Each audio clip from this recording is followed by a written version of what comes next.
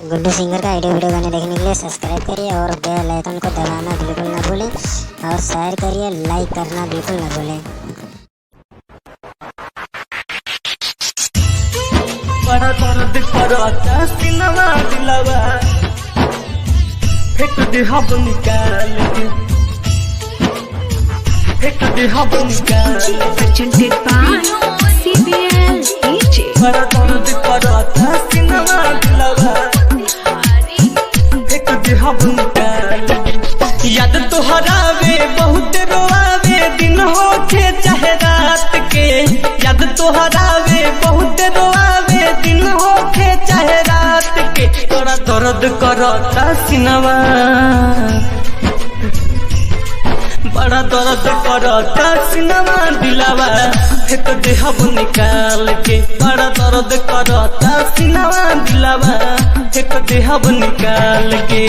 याद तोहरावे बहुत रोआवे दिन होके चाहे रात के, याद तोहरावे बहुत रोआवे दिन होके चाहे रात के। बड़ा दर्द करता सिनवा बड़ा दर्द करता सिनवा दिलवा फेंक दे हब निकाल के। बड़ा दर्द करता सिनवा दिलवा फेंक दे हब निकाल के। बड़ा दर्द करता सिनवा दिलवा फेंक दे हब निकाल के, फेंक दे हब निकाल के। बड़ा दर्द करता सिनवा दिलवा फेंक दे हब निकाल के।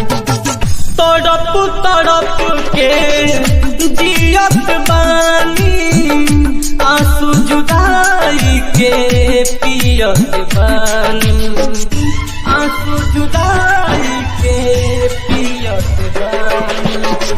तड़प तड़प के जियत बानी आंसू जुदाई के पियत बानी। मन करे मर जाई खा के जहरिया मीठा में आज सान के, मन करे मर जाई खा के जहरिया मीठा में आज सान के। बड़ा दर्द करता सिनवा बड़ा दर्द करता सिनवा दिलवा फेंक दे हब निकाल के। बड़ा दर्द करता सिनवा दिलवा फेंक दे हब निकाल के। बड़ा दर्द करता सिनवा दिलवा फेंक दे हब निकाल के, फेंक दे हब निकाल के।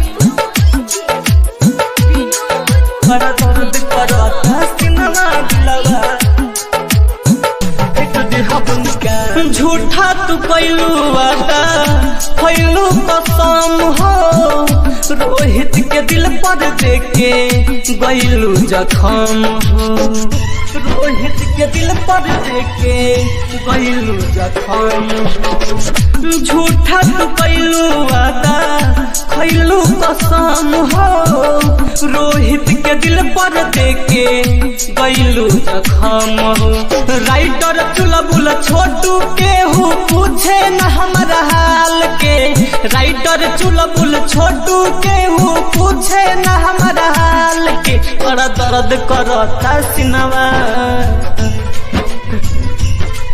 बड़ा दर्द करता सिनवा दिलवा फेंक दे हब निकाल के। बड़ा दर्द करता सिनवा दिलवा फेंक दे हब निकाल के। Mix by CBL recording studio Laxmipur.